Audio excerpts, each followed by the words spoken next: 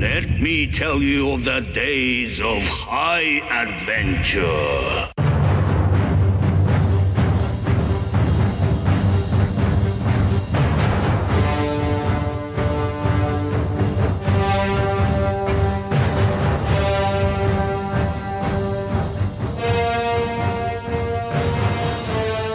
Hello, I'm Kevin. And I'm Eric. And this is 6 Degrees of Schwarzenegger, the podcast where we take a long, hard look at some of our favorite action movies from the era of Arnold. Schwarzenegger is the icon of the genre, and we're taking a deep dive into some of these 80s and 90s cult action movies and breaking them all the way down.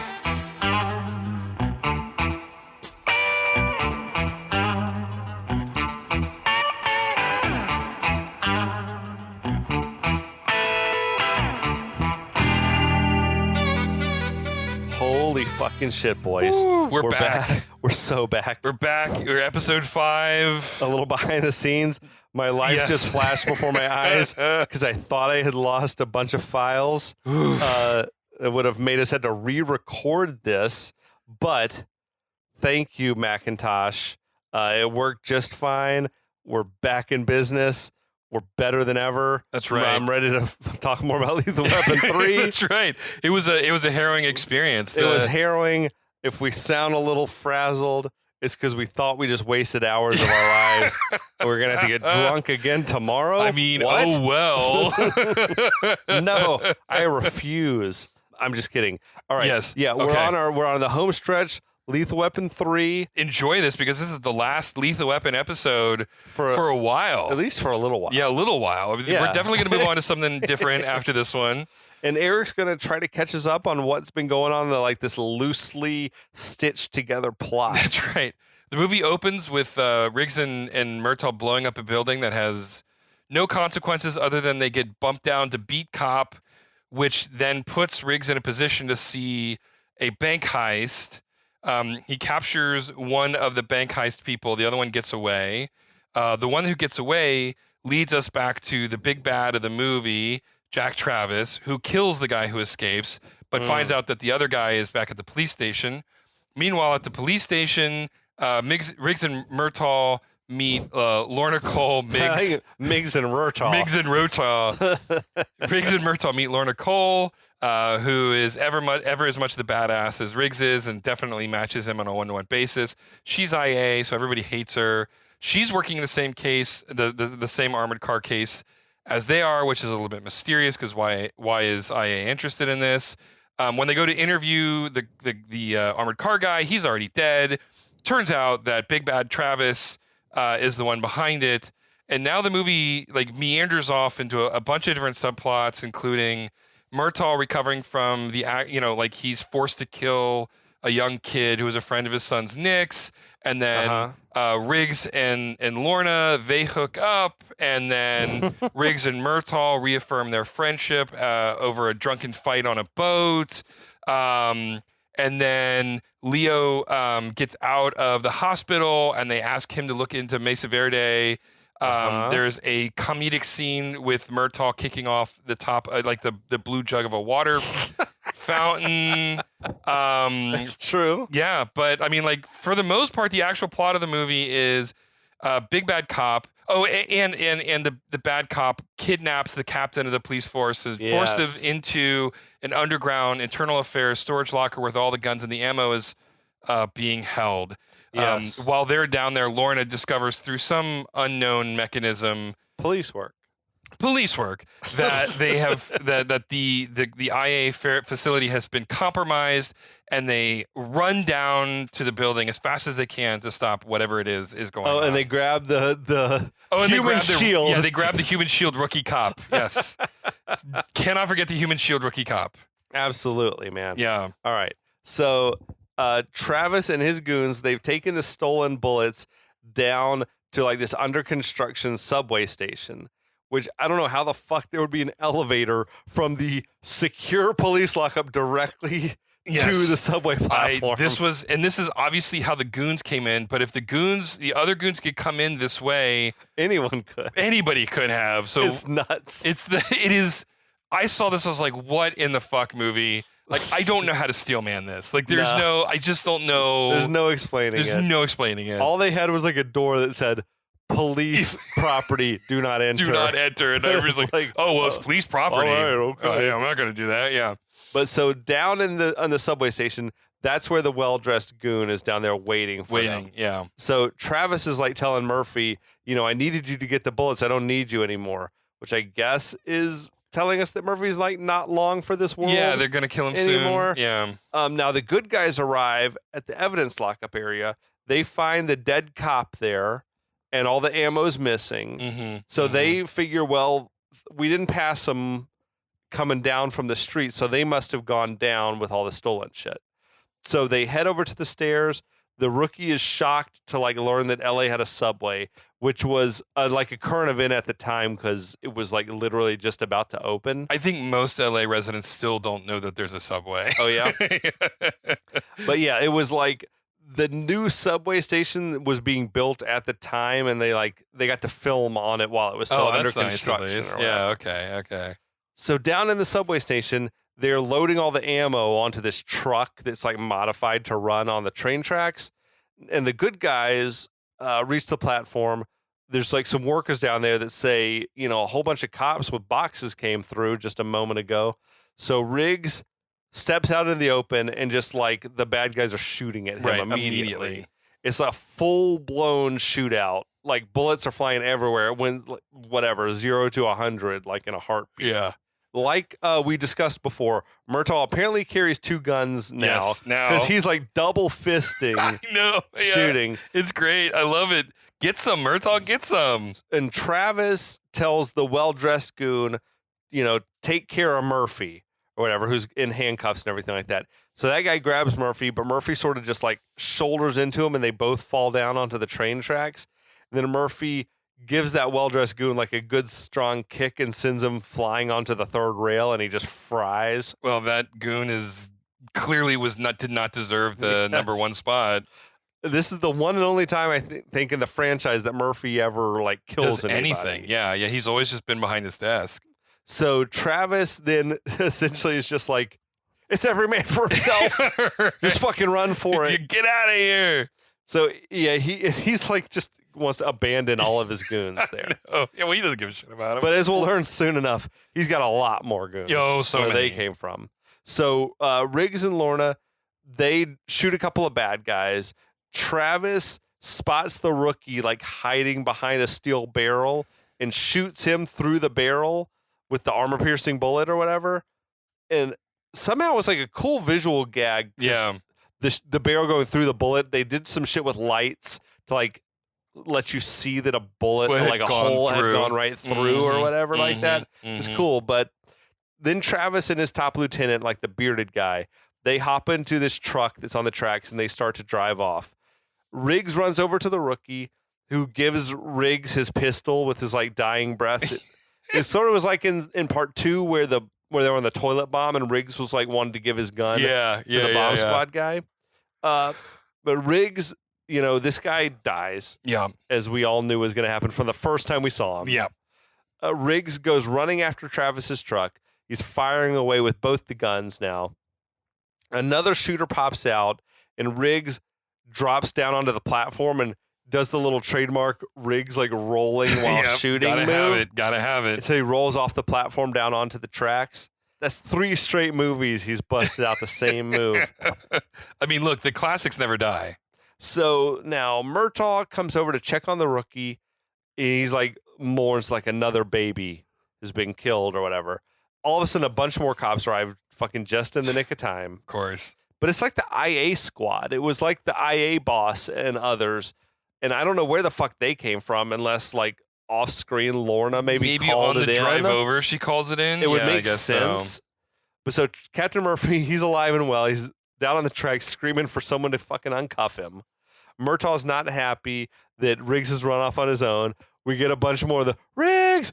And this is also like the first like fully on foot chase that we've seen in this movie. I mean, it really can't be a Lethal Weapon movie without Riggs doing a preposterous chase after a fast moving vehicle. But, absolutely. But we've got it now. But so yeah, Riggs runs off. Murtaugh's not happy about it. Riggs arrives at this like work crew. Yeah. He asks, where's this fucking tunnel go? And they say, take the stairs, it'll be faster, which is, I guess, good information. So then we see, though, that Murtaugh is like, he's gone back upstairs to the evidence lockup. He's hopping in Murphy's car. It was an amazing, actually, like a long shot, like a steady cam or something of like him coming off and like this big 360 of him getting into the car. But Murtaugh speeds on out of the garage. Riggs, meanwhile, he's raced up the stairs onto like this crowded train platform, and he just absolutely threw the door open and like just knocked the shit out of some innocent bystander. And there's a train pulling out as Riggs like sprints and jumps onto the front of the first car. Oh my God. Much to the like dismay of the driver of the train. Riggs sees, though, that the truck is off in front of them, and he tells that driver to speed up. So he starts shooting at the truck, and Travis in the truck is shooting back at him. And, like, God bless him, Mel Gibson was really clinging on the front of a train. He really they was. probably had him strapped on or whatever they would still, do. I mean, that's, like, terrifying. But he was really on the front of a moving train. So they emerge from underground up onto the street level. The truck goes speeding through the next stop, but the train stops, and Riggs jumps off, and he keeps running. It's definitely like the Riggs sprinting through LA streets, portion of the movie. Yeah, yeah. So then Travis's top lieutenant, he like pulls this lever in the truck, and the train wheels sort of like retract, and now it's just running on the tires, which is kind of a fucking great I thought that was gag. awesome. Yeah, I thought that was so cool. Yeah, I really did. So now the truck speeds off, like turns off the tracks and goes speeding off towards the highway. Riggs spots a motorcycle cop writing a ticket, and he like commandeers that guy's bike and like is like, give me your clips. Yeah. When the cop is like, oh, this is bullshit. Yeah. Which I thought was pretty realistic. Apparently that guy was like a real cop that was always assigned to sort of like direct traffic around their really? shoots and stuff like that. And they just stuck him in there. And the guy getting pulled over was like the makeup artist Oh, really? for the movie or whatever. Yeah. So Riggs takes off on this motorcycle. Murtaugh is in the car and he radios to dispatch to tell him where's the chase going. Yeah. Travis, meanwhile, thinks that they've escaped, but suddenly Riggs is like right back behind them on this motorcycle. First motorcycle chase of the franchise. So they speed through traffic. There's like an accident blocking the road, which sort of forces Travis and them up the wrong way on a ramp onto the highway, heading the wrong direction. Riggs follows. They start weaving through this oncoming traffic on this like, the like elevated LA freeways or whatever. This massive big rig like sort of jackknifes, and Travis's goon swerves around it, but Riggs goes under the trailer, which like knocks the windscreen off the bike. I love what's written on the side of some this crazy trailer. shit. It said, only animals wear fur and tasteless pigs. That's fucking insane, like political statement placement, and right? And that's the only thing that is on this. So what's inside that truck? What is that thing hauling? I think furs. I think actual like real just fur? mink furs. Well, Yeah, not faux furs. yeah, not I don't know. faux. Yeah, But I was amused that you could see all the skid marks from the previous takes. all the different were takes all over the highway or whatever. Yeah. It was a spectacular. Oh, it was great like stuff. stunt though. Yeah, yeah. And they said like how they did it was there was like also a pickup truck, and they said the pickup truck had a cable connected to the rear of the trailer. Okay. So it was pulling the trailer They could around. control the slide. Yeah. Okay. Pretty awesome though. That is really cool. But yeah, Riggs drives right under, which like breaks the windscreen off the bike. They keep going against traffic. Meanwhile, Murtaugh has like reached this underpass construction area where dispatch, I guess, had told him that the chase was headed, but everything seems quiet there. And he's like, "Where Riggs? Riggs? Where's Riggs? Where's Riggs? I'm here. Where's Riggs?" Up above though, Travis orders his goon to like get off at this exit ramp where construction is happening. So they smash through some barricades. Construction workers are like diving out of the way. They drive through like just this wall of smoke. Why is there a wall of smoke there? Yeah. It doesn't. There's I don't no know. sense. We don't know. Never explained. What the fuck? But they go through there and they see that this bridge just suddenly ends. So the driver jerks the wheel. The truck like whips a 180, starts driving back the opposite direction. Again, you could see skid marks all over from where the previous takes or whatever. There was also this big Newport cigarettes billboard that was there, which I was like, wow. Back in the for day. all the non-smoking I know. stuff in this movie, I guess you can't control that there's a billboard in the background or whatever. That's funny. That's funny. But so Riggs drives through that wall of smoke to see the truck driving like straight in and with Travis hanging out the window shooting. And there was this amazing shot where Mel Gibson's like face went to like total shock. Yeah. So he sort of like just ditches the bike, like crashes it on purpose. And both he and the bike go sliding down the road towards this dead end bridge or whatever. The motorcycle flies right off the edge. Riggs grabbed onto some ropes that were conveniently there. Yeah. And just, Before he rolls off the edge, the motorcycle sort of almost lands on top of Murtaugh and explodes. And it made this funny sort of sound right before it hits the ground. I'm like, did the bike know it was falling? It was like this whimpering. Yeah, it was like, what is this It was sound bizarre. effect? Yeah. But so Riggs is left just dangling on this rope, and Murtaugh's like, hold on, just relax. and Riggs is like, relax. But then the rope like yanks free, and Riggs falls down through all this scaffolding, Which clearly was not there. well, it was like the very first movie where they painted like a scaffolding onto a airbag. Oh, interesting. You could see the wrinkles on the thing. Okay. I mean, something looked real about it, but it also looked off. I will say, just to go back to the motorcycle chase, Mel Gibson's mullet was on point for that whole thing. Just flapping. Just flapping in the wind. Just so epic. Like the most epic his mullet has ever been in that scene. 100%, dude. Riggs, he falls down through all these levels of scaffolding. Murtaugh goes and he's Riggs. Riggs. He's digging Riggs out of the debris. Yeah, I swear he probably says Riggs 100 times from now to the end of the movie. But so I believe it. Someone could do a count. If someone could do a count for us. Riggs, you okay, Riggs? So Riggs sort of snaps out of it back into reality. It was like in part 1 when he got shot by Mr. Joshua and like thrown through the window or whatever, and sort of was out of it, then snapped back into it. And he's given the same line. He's like, oh, now I'm pissed. Yeah. He's like, Roger, now I'm pissed. So Riggs gets back on his feet, is like telling Murtaugh, stop touching me. It seems like he's surprised that he's alive, but he's staggering around and his like trick shoulders out. Yeah. Again, a callback to 2. Yep. So he like goes to some post and slams himself against it, knocks his shoulder back into joint. Riggs is furious that like Travis has gotten away from him twice now. So more police start to arrive. Murtaugh confirms, that Riggs is like, I guess more or less okay. Riggs produces this like mangled cigarette from his pocket. It's like bent in a bunch of different directions. That cigarette had to be created by the props department. 100%. There's no way a cigarette could get into that shape without breaking. It was like hilarious. Yes. So he puts the cigarette in his mouth, but like Murtaugh flicks it out of his mouth. Then out of nowhere, Leo comes speeding up in his fucking obnoxious red Cadillac convertible. Yeah. He's just completely abandoned the pretense that his arm is hurt. Right. His arm's not in the sling anymore. Sling at all. The sling is just loosely hanging around him, but he's waving that arm around. Which I thought was a great touch. It's like he clearly was looking for sympathy. Yeah. But then when he feels like I don't need this. Yeah. But I feel like that would hurt like hell. I know, right? I don't know. But they want to know from Leo, like, how did you find us? Leo said, I was listening on the police scanner. He comes with some news. He says, hey, look, I found out all about Mesa Verde. It appears to be legit. They're building a huge housing development out in the desert.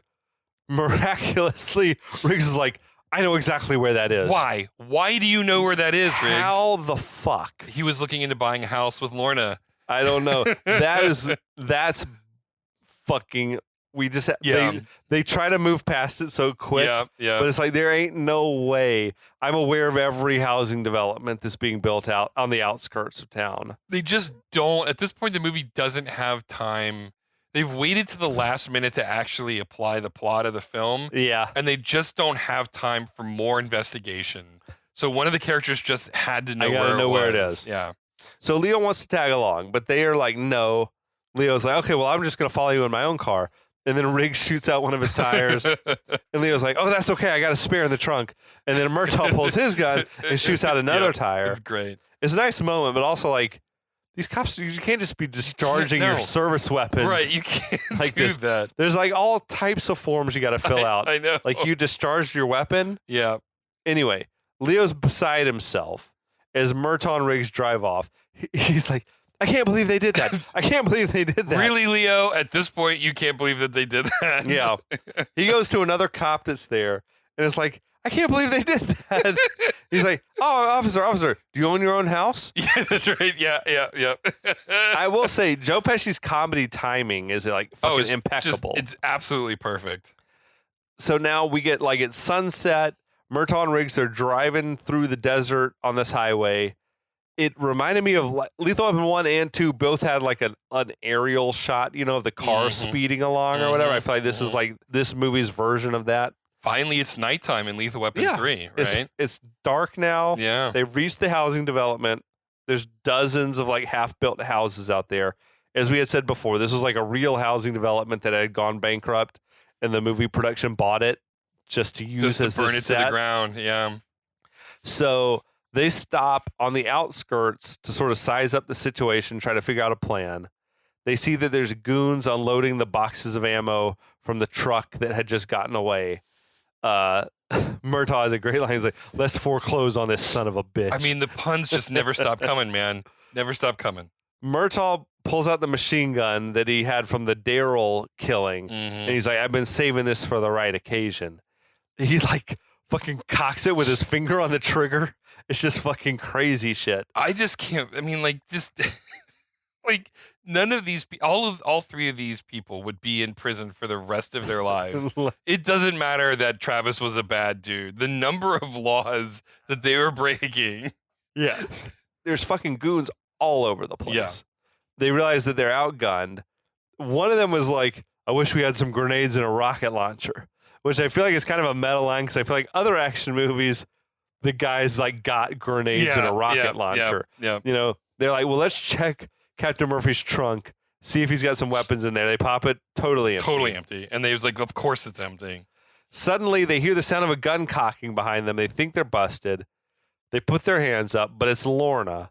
She's like, put your hands down. It's embarrassing. I mean, if it was the bad guys, they just would have killed them. They wouldn't have. Also, why the fuck is she trying to like scare them? I don't know, man. It's so weird. They could have easily just turned around shooting. Yeah.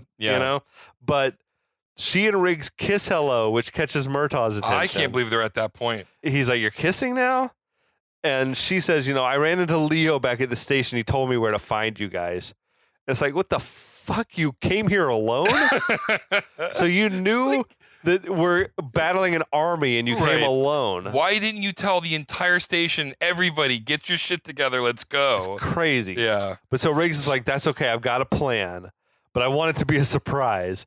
And she's like, oh, that's great. I like surprises. Why would you do a surprise now? It's like a callback to that earlier moment, but also, this ain't the time. This is not the time for this. But so moments later, Murphy's car comes slowly rolling into the center of the development with the sirens like blasting. I want to mention that Travis is like peeking out the blinds of, I guess, like his little trailer office. Yeah. He's aware that this is happening, but that's for reference in a couple minutes. Yeah. So meanwhile, though, the bad guys, they take fire. They shoot the shit out of this car. Riggs and Murtaugh and Lorna, though, of course, are hiding like a short distance away. I don't really know how giving away the element of surprise is like a good plan. I have that exact same note. How is this a good plan? Also, it's the same shit they pulled in part one. Yeah, and they didn't roll work the then. car. They roll the car in. Yeah. Murtaugh's like, oh man, look what they did to Murph's car. And then Riggs is like, could have been worse. Could have been your car. And Murtaugh's like, no, could have been worse. Could have been Trish's car. Call back to 2. Yep.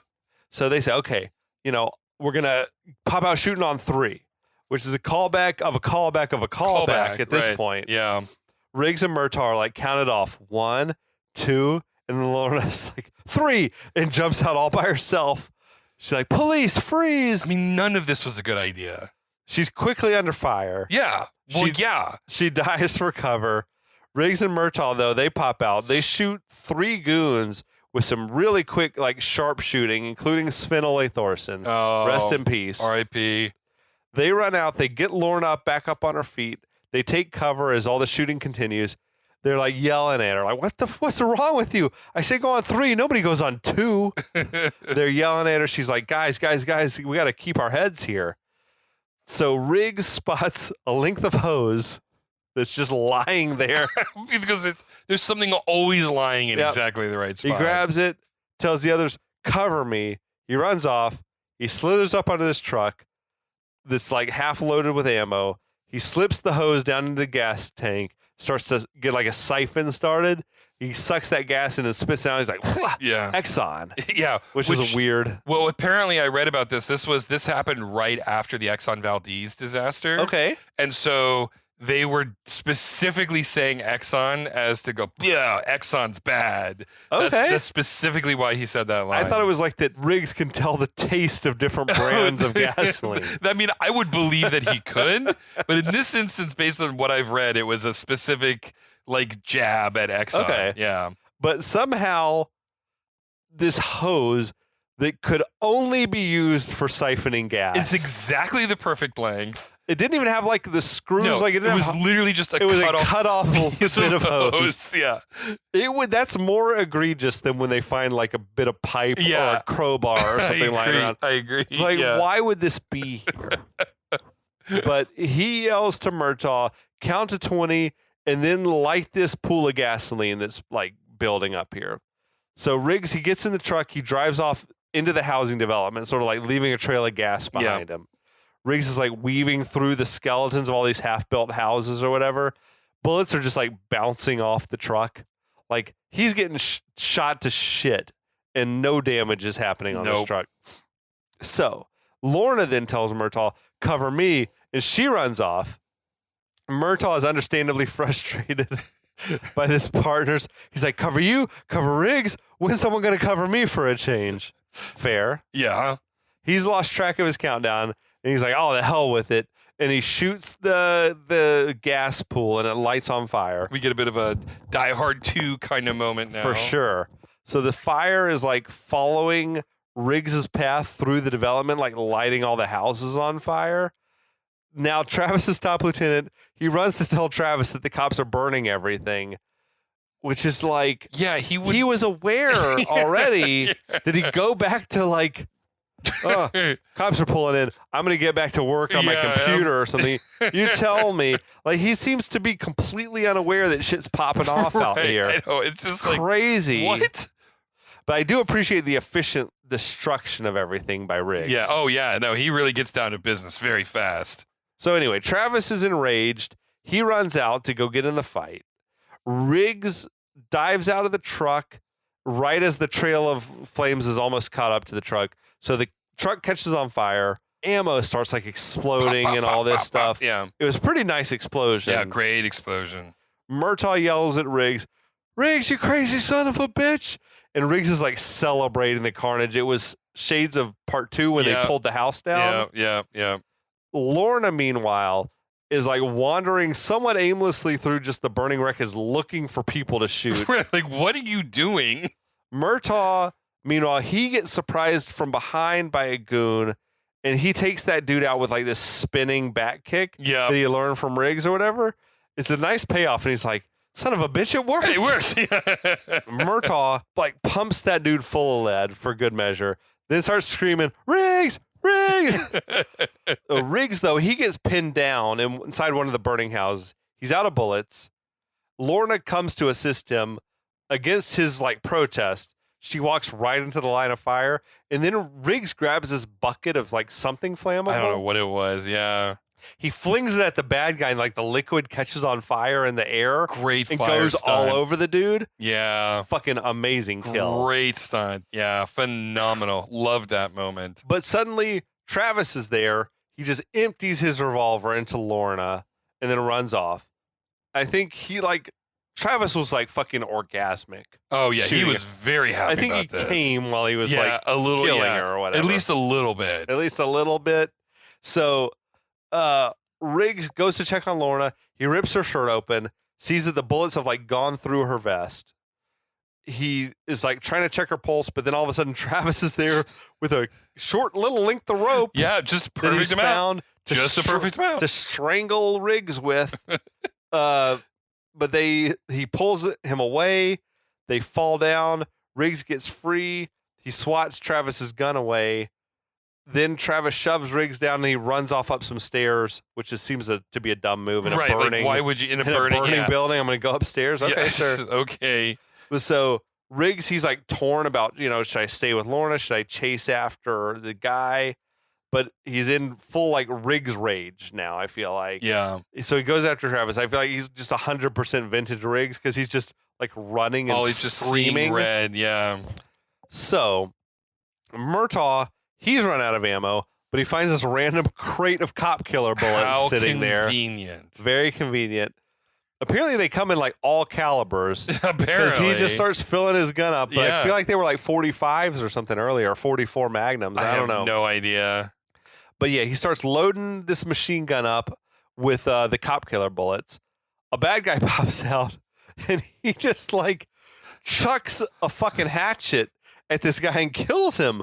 Yeah. And it's like all of a sudden Murtaugh's like a fucking He's unstoppable killing Fucking machine. John Wick all of a sudden. Yeah, it's I know. crazy shit. Now, Travis, he goes running across like a plank that's connecting two Yeah. of the different houses together on the second floor. Meanwhile, Riggs is close behind. Travis yanks the plank away, but Riggs just like jumps from the distance, like from one house to the other, and tackles Travis. They're grappling a little bit. They fall down and they fall through this flooring and plunge down to the ground floor. I was just like, that's some weak. I wouldn't want to buy that house. You couldn't take the weight of two men falling on it. I feel like There's a reason why that real estate company went out of business. for sure. I feel like that's how every one of our podcast series ends is like with two grown men tackling each other. But my floors can take it, but not this one. No, apparently not. But Travis is back on his feet, kicks Riggs in the face, delivers like the world's fastest "fuck you, asshole," and goes running off. It was so fast that it didn't even like have much like oomph behind it. Right. He just wanted to get it out there as fast as he Fuck could. you, asshole! Meow. So Riggs, he's like knocked senseless. The flames are closing in around him. Travis goes and like cranks up this bulldozer, and he's like gonna drive it straight towards Riggs inside the burning house. And the position is perfect. Like he doesn't have to steer Thank it. God it was already aimed. It's aimed directly Yeah. at where Riggs Yeah. is. Yeah. So Murtaugh is running around in the burning wreckage looking for Riggs. Riggs! Riggs! Riggs!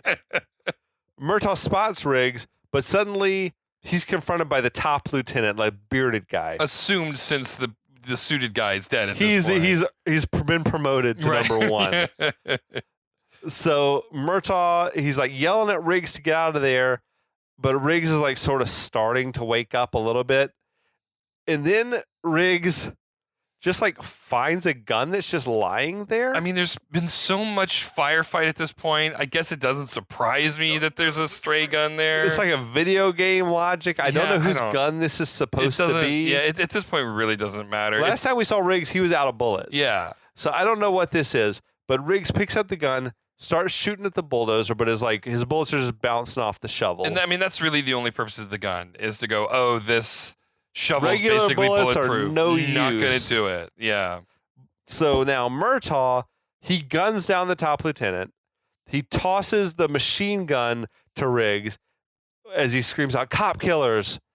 And Riggs catches the gun, unleashes a spray of machine gun fire that goes right through the shovel of the bulldozer and just fucking wrecks Travis. Yeah. And Riggs says, "Ex-cop killers." It's never too late for a good wordplay. Yeah.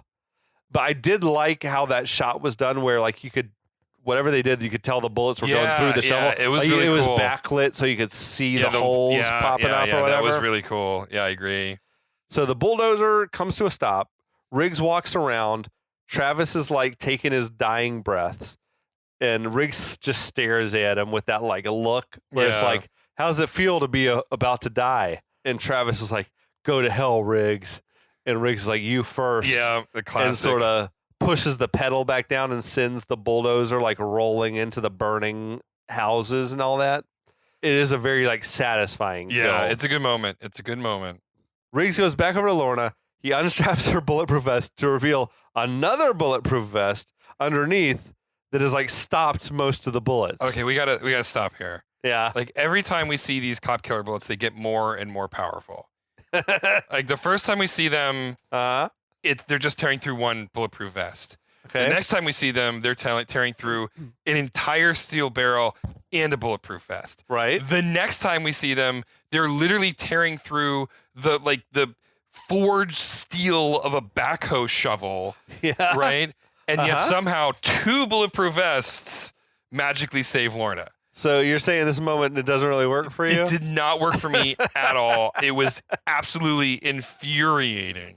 I feel like that's that thing of like maybe she should have been wearing 3 bulletproof. No. I mean, it's like, okay, I punch you once in the face, it does no damage. I punch you a second time and you're out cold. Right, exactly. Like it's just like weird movie logic. It's just so, it was just lazy in my opinion. We want her to have survived. Right. So I guess we're just expected to go along with that. Also, I mean, he could have just not been using the cop killer bullets. Like, yeah. I mean, like there was no reason. Anyway, whatever. I saw that and it was just like, movie. Like you literally just showed that these bullets can go through forged steel. But like, no one ever thought of wearing 2 bulletproof vests. I was like, oh God. Anyway, go ahead. So he sees that she's mostly okay. Murtaugh comes running up. Riggs tells him, call for a medevac, call for a helicopter. A few of the bullets got through. She's got a couple of bad ones, but she's going to be okay. Yeah. Murtaugh goes running off. Riggs holds Lorna real close.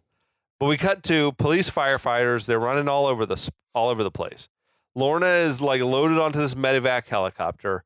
Riggs is pleading with her, hold on, open your eyes, open your eyes. And he's telling her, like, what are you trying to prove out there? You're supposed to grow old with someone, not because of them, which is, I guess, a nice line, if not a little clunky. Yeah.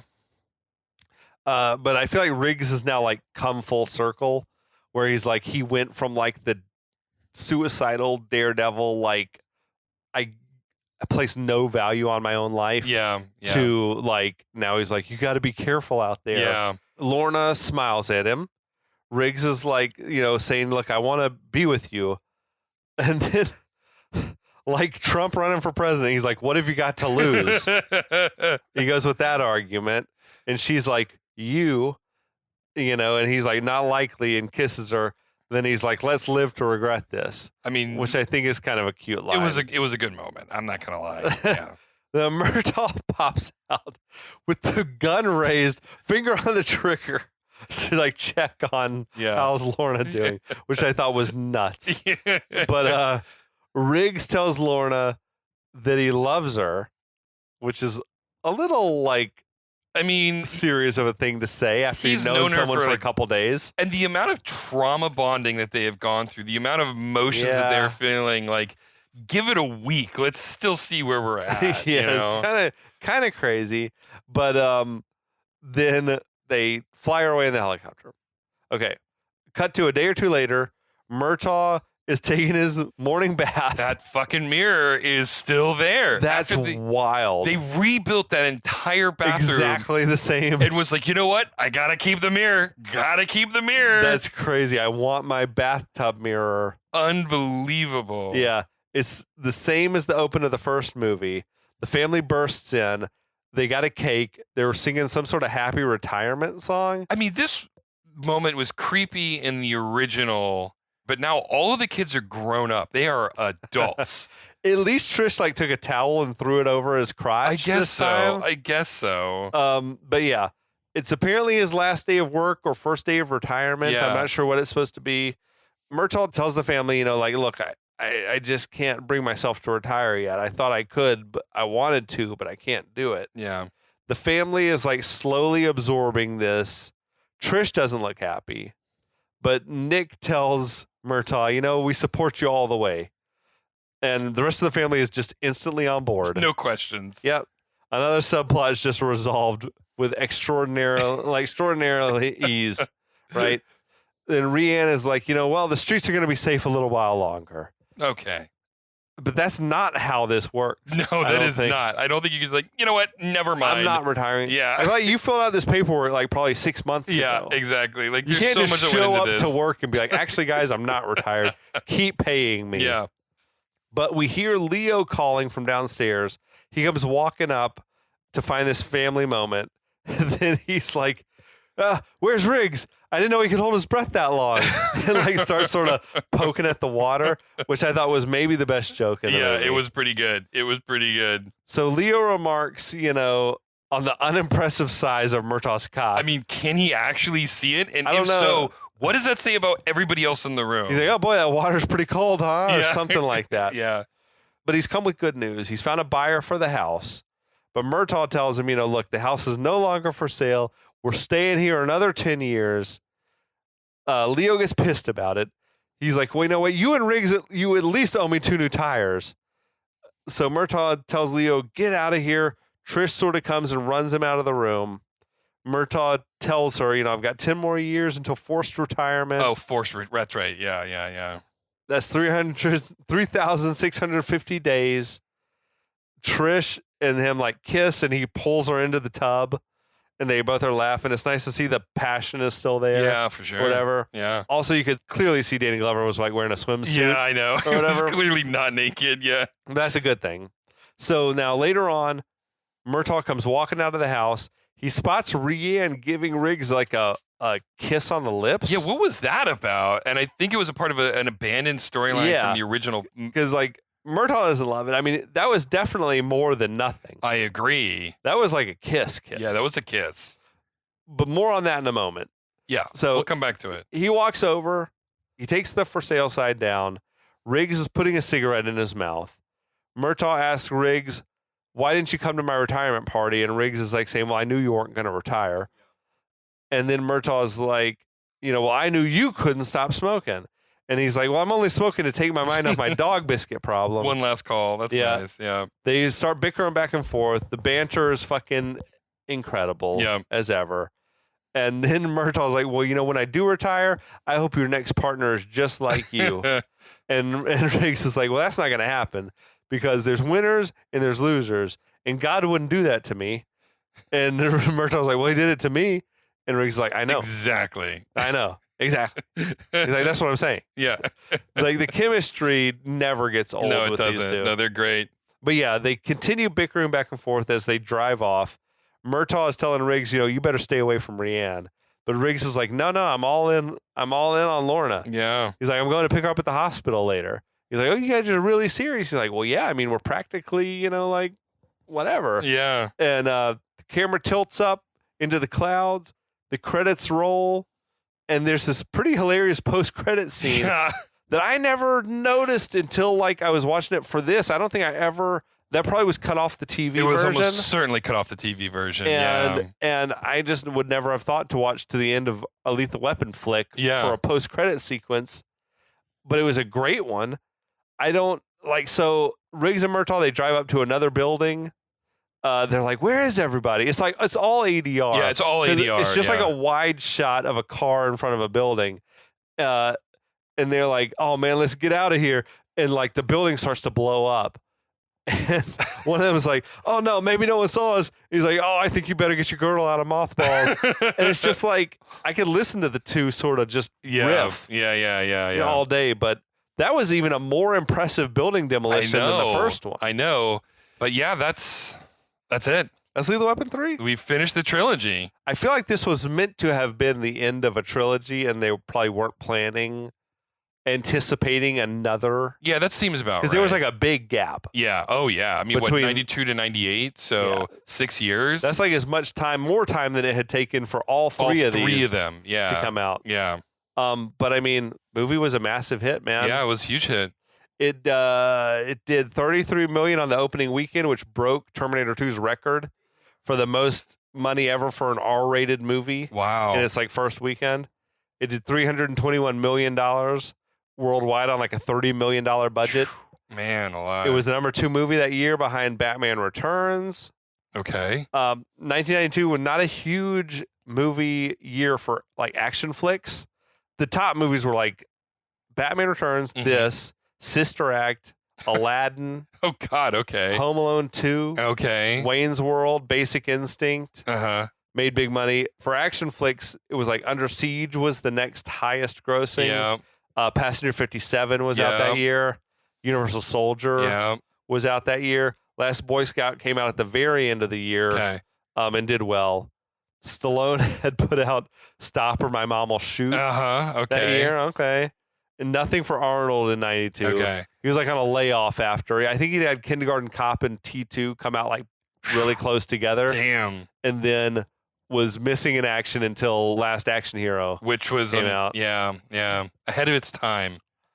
Did you read the Range Rover story on your trivia research? Yes. What was the Range Rover story? It was Like, oh, the Warner Brothers people were so happy. Yes, that's This the one. movie did so good. We're gonna invite Mel Gibson and Donner to lunch, and we're going to surprise them by giving them brand new Range Rovers. Yeah. And then Richard Donner was like, well, I want Jeffrey Boehm there. Yeah.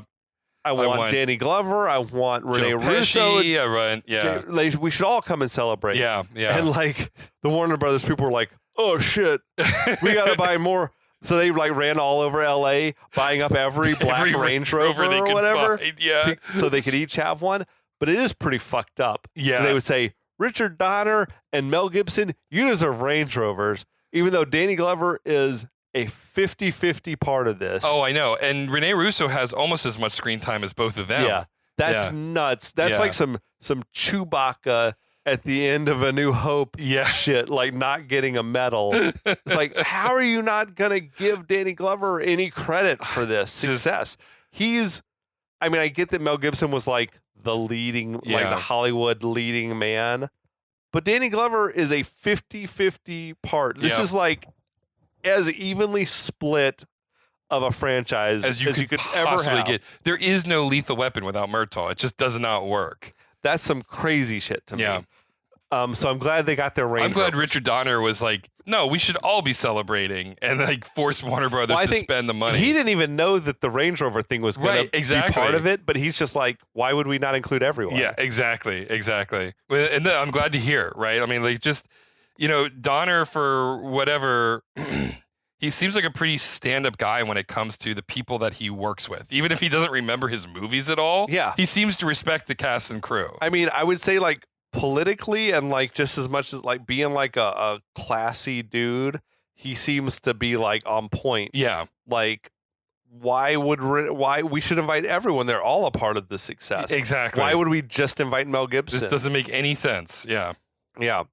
But so now we got to address the drama of the writing of the movie. Here we go. Yes. Right? We've been saving this until the very end. Yeah. So what I read was that the guy Boehm had written a first draft in which Riggs is going to be fucking Rianne. Yes, they were having an illicit affair behind Murtaugh's back, and Donner like hated that idea.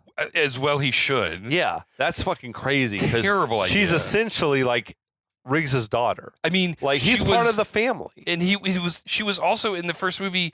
Barely a teenager. She's in high school and he's like mid-30s. I know. He was a Vietnam vet in the first movie. Like that would have been fucking just wild. So gross. Yeah, Donner didn't like that. There was no Lorna character at all because Rianne was the love interest. There was like a loose cannon cop. I don't know if he was meant to have been internal affairs or if he was meant to be a wild rookie. But he was like supposed to be like a younger version of Riggs that had a similar personality, and he was like driving Riggs crazy. And then they asked Boehm though to do like massive rewrites, and he many. Yeah. He didn't want to do it. Yeah, I guess I don't know if it was that like Shane Black thing of like, no, what I wrote is great. Yeah, this is the movie. you got to fire me because I'm not going to rewrite it. But at any rate, they fired him. They fired him, yeah. They were like, okay, well, we'll bring in someone else to rewrite you. So they brought in this guy, Robert Mark Kamen, who wrote Karate Kid, Yeah. which I fucking is like an all-timer, like top 10 I mean, for there's me. a poster literally right behind you as I'm sitting here. Yes. Apparently it was Donner's wife's idea to change the character that was supposed to be like the antagonist of Riggs into like a woman and make it a love interest. And then they also had decided we should also have Leo Getz in the movie, right? But I guess they didn't like Kamen's writing. I guess not. I mean, Like maybe it didn't match the style. I guess. I don't know. But yeah, suffice it to say. So they brought Bohm back in Yeah. and were like, you're going to work with Kamen on the rewrite. Right. We like his ideas. You have the better voice for the characters. But then apparently those two didn't get along with each other. No, they did not. And Kamen quit. Yep. And so Bohm was left to rewrite his own script by himself. Right. And apparently they were even filming the movie as he was still doing rewrites. Yes. And that's, I guess, why there's some of the weirdness in the movie with like Riggs and Riambi being flirty with each other. Yep. Maybe they were still like entertaining the idea they might use that. And the rookie cop being there for a For no completely reason superfluous except to reason. get killed later on. Yeah. And then, I mean, as we mentioned before, Carrie Fisher is rumored to have written all the dialogue for Lorna's character. But like to pay off what we were talking about at the beginning, the reason why the writing credits is screenplay by Jeffrey Bohm and Mark. Story by Jeffrey Bohm. Screenplay by Jeffrey Bohm and Jeffrey Bohm and Robert Mark Kamen. Has to do with an esoteric rule about how the WGA works. Yeah. And about how credit is required to be applied. Because it was like, okay, Bohm, you wrote a draft. Yes. And then another draft was written by you and someone else. So you have to be credited for both of times. These. Yeah. It's crazy. But then you also get the story credit because it's based on the initial draft that was optioned. But then because Carrie Fisher was hired as a ghostwriter, they didn't have to credit her. The rules are so obscure. But they went to go print the posters, and the poster printing company saw this weird credit and was like, oh, this is clearly a typo. Yeah. And removed the screenplay by Jeffrey Bohm and Jeffrey Bohm and, right? And just wrote screenplay by Jeffrey Bohm and they shipped these posters out to movie theaters.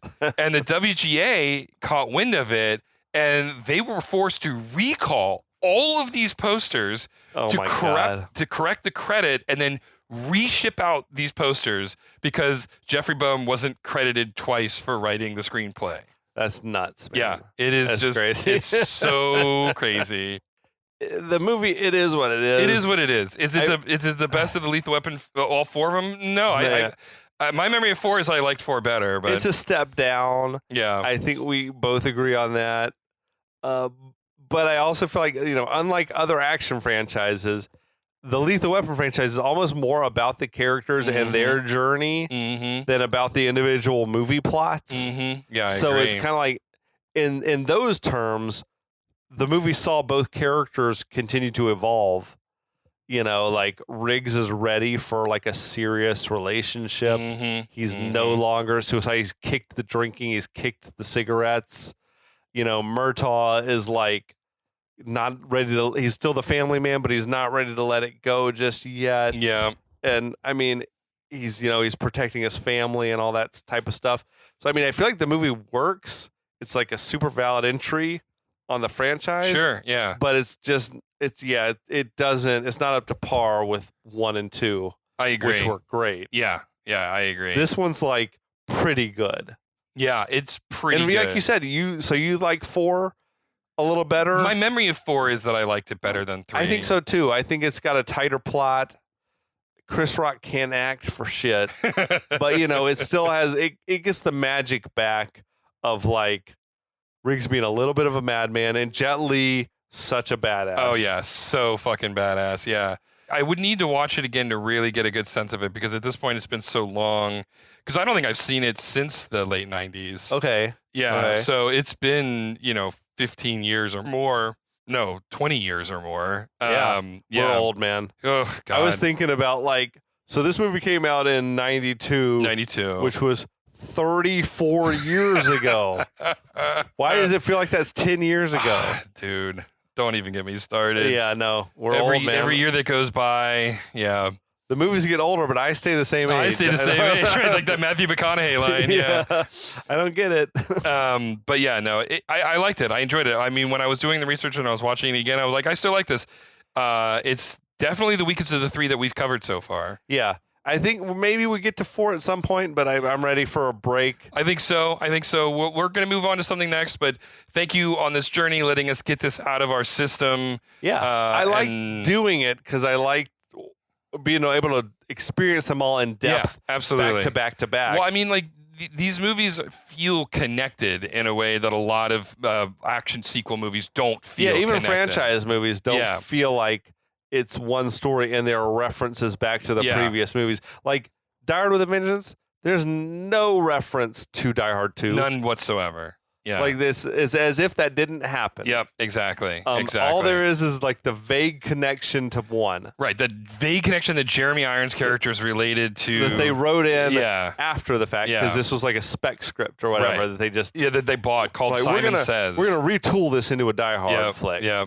Yeah. So these I can appreciate. These are written to be a true franchise. Yep. And they're good. Yeah, I agree. I mean, to me, watching the Lethal Weapon movies is similar to watching the Back to the Future movies, is that they're all kind of part of a larger tapestry of characters that are all very interrelated. And so I tend to, when I watch any of these movies, I tend to like, well, I guess I'll just watch the second one. And then you watch the second one, it's like, well, I guess I'll just watch the third one. And you find yourself spending an entire day watching these movies over again. And it's not a day wasted. No, it's not. No, it's like, absolutely not. These are fun action movies. And 4 is good, and I think I had decided we wouldn't.